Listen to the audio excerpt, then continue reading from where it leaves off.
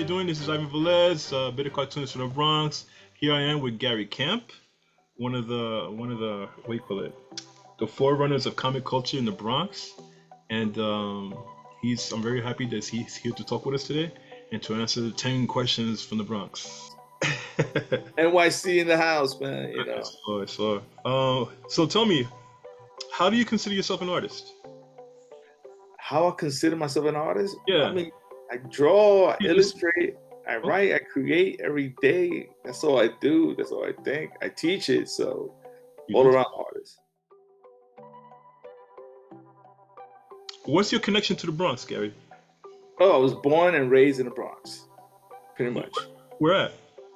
I was born, I believe, in the South Bronx. No, actually, I'm lying. I was born in Manhattan, but raised in the South Bronx. I was raised mostly in Melrose, in Cortland.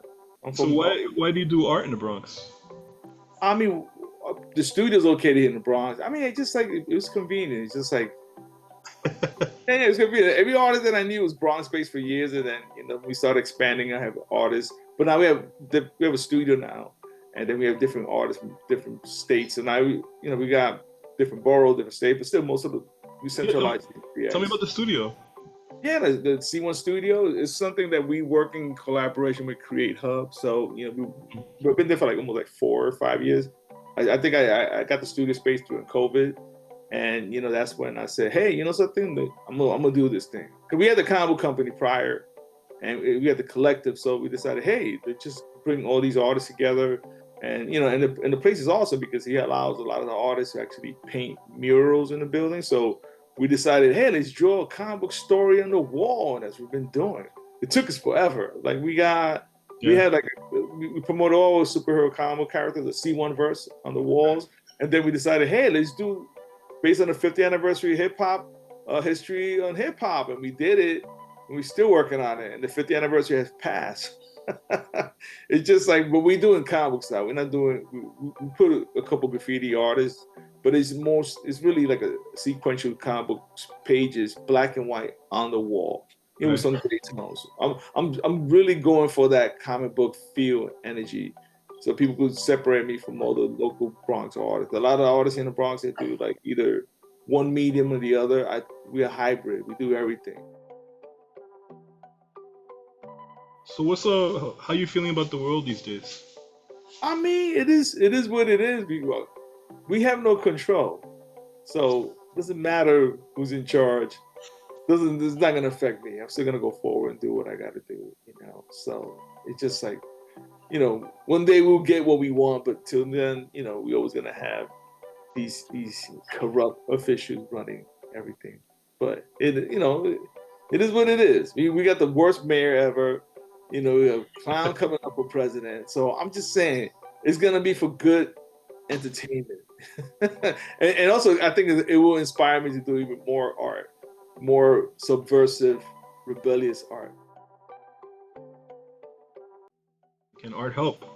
Hell yes, good help, man. I see it every day. Art helps, and advertising company use art to promote their brand. Their governments use it. Everybody uses it. So why can't we? So I'm gonna promote it as much as possible. Would it be, our brand, our ideas, or just making a statement. So.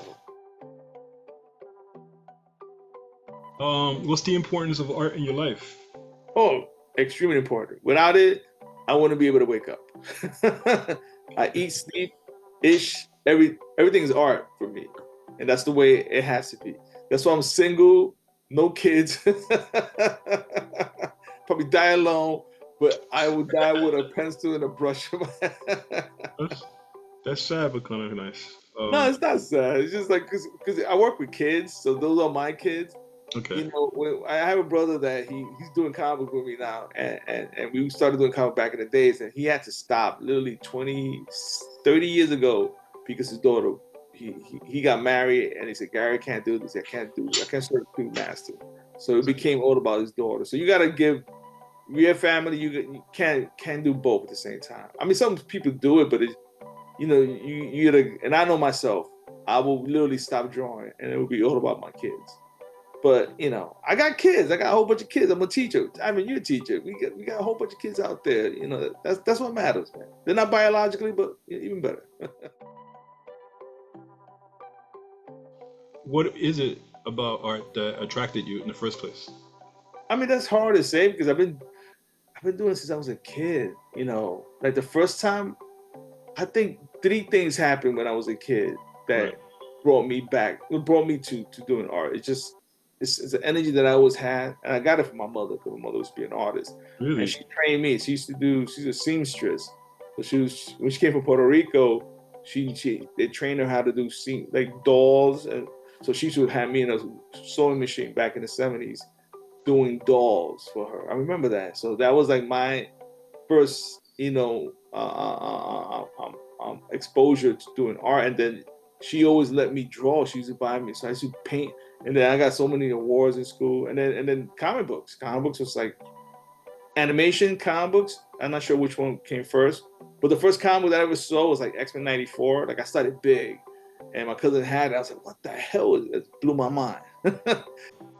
NYC trains. There were just like actual galleries when I see Crash, Dondi, all these graffiti legends. I was right there in Third Avenue. I used to see the train come up, and I used to see all these pieces by these legends, and that had a major impact. And then at the same time, I was doing comic books. I've been doing comic books since I was a kid. That never stopped. Who was your biggest artistic influence? Who? Um, I mean, persons or artists. I mean, like, It's up to you. Persons or artists or I mean, the first one has to be my mom. She was the okay, first one. that's It was nice. her. Right. I came from her. She gave me everything, and then she threw me out of the world. And then Kirby, Ditko, Miller, Walt Simonson, all those comic book legends, and then Crash, Dondi, more graffiti legends, Oh, and then Gandhi. Steam, not Dondi the comic book character. That Oh, I was thought it was Gandhi. I was going to. but Dondi Oh, as Irvin Hansen, crazy Jewish guy that I met years ago. But may he rest in peace. But Dondi, the graffiti artist, took the name from Dondi, the comic book strip, and then famous. So you look him up, Dondi, he passed away years ago. But see, I like letters, and I like the way they juxtapose the letters with the characters. So for me, graffiti, fine art, comic books, it's all relevant. It's all the same. Like I know there's three different styles, three different ways of doing art, but a lot of graffiti artists are inspired by comic books, and a lot of comic book artists are inspired by street art. Shepard right. Fairey, they all, what's the guy who does stencil? What the hell is his name again? Oh, Bansky, yeah, Banksy. yeah. It's still Banksy. storytelling. It's telling a story with one picture, one image. So you go figure. So, what is your least like aspect of art culture? I mean, I don't like the clickiness.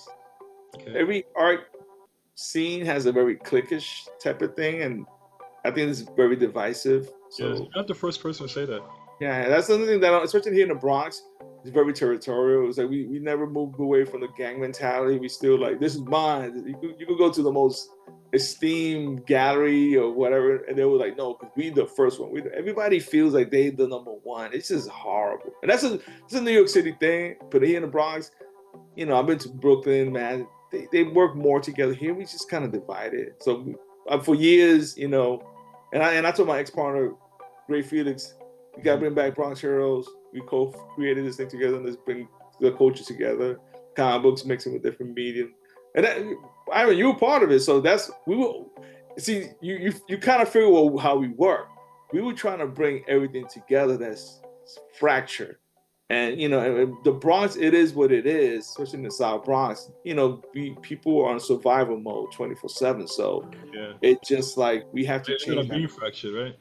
Yeah, man, but it doesn't make good, community. We need, and then there's a lot of phony people here that talk about, oh, we community, and just total BS. They just want the money and then the grants, and then they're not willing to share, they're not willing to play. So it's just like I like to mix everything. It doesn't matter for one extreme to the other. And work together to cohesiveness. That's the yin yang philosophy. There you go.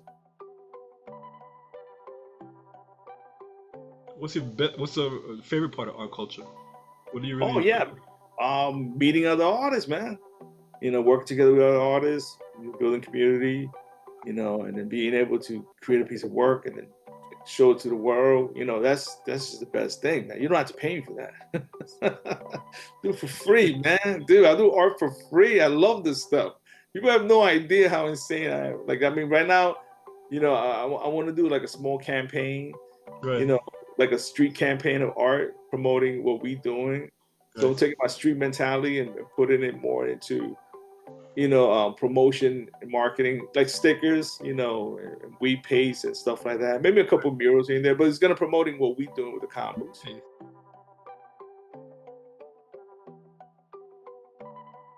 And last question. Dun, dun, dun, dun, dun, dun, Oh dun. wow! Yeah, I wonder what it is. It is. What is your dream creation? What are you dreaming of creating in the next few years? Like Or something new, or ultimately, or in the next few years, is up to you. yeah, I mean, I have this concept. That you want me to go into details, or just vague? In generally, because I don't want anyone to steal your concept. Oh 'Cause yeah, it I could be. mean, well, I'm gonna put it out there. You want to take it? I don't care, man. It's just an idea. I want to create a book Hmm. that is both entertaining, but at the same time educational. That's something that we were trying to do with the Bronx Age superheroes, reimagining Bronx Age superheroes with superheroes, but teaching people different history during the different periods. So I want to do that with politics. So I'm coming up with an idea with a friend of mine, and we're gonna take certain specific presidents and do 6 issues focus on these presidents that leads up to where we are right now. That's Oh, the best way to put it. okay. So, and the number 6 is very important. so, Okay. so I'm trying to put this thing together, That's very educational. oh yeah, yeah, but at the same time, it has a twist and turn, and it's kind of more like that. The idea is like a throwback to a lot of the 1980s Alan Moore stories. So like I like Alan Moore, but I'm Yeah. not trying to write like him. But I kind of want to like throw history and like Watchmen and just reimagine it, and then but it builds up to where we at right now in Okay. our current status in politics here in the United States. Well, thank you, sir. That was it. 10 questions. The sketch is really bad because it's only 10 minutes, but what can I do? All right. Oh, cool, man. That's awesome piece, man. Yeah. I hate drawing hats, and thank you for 101.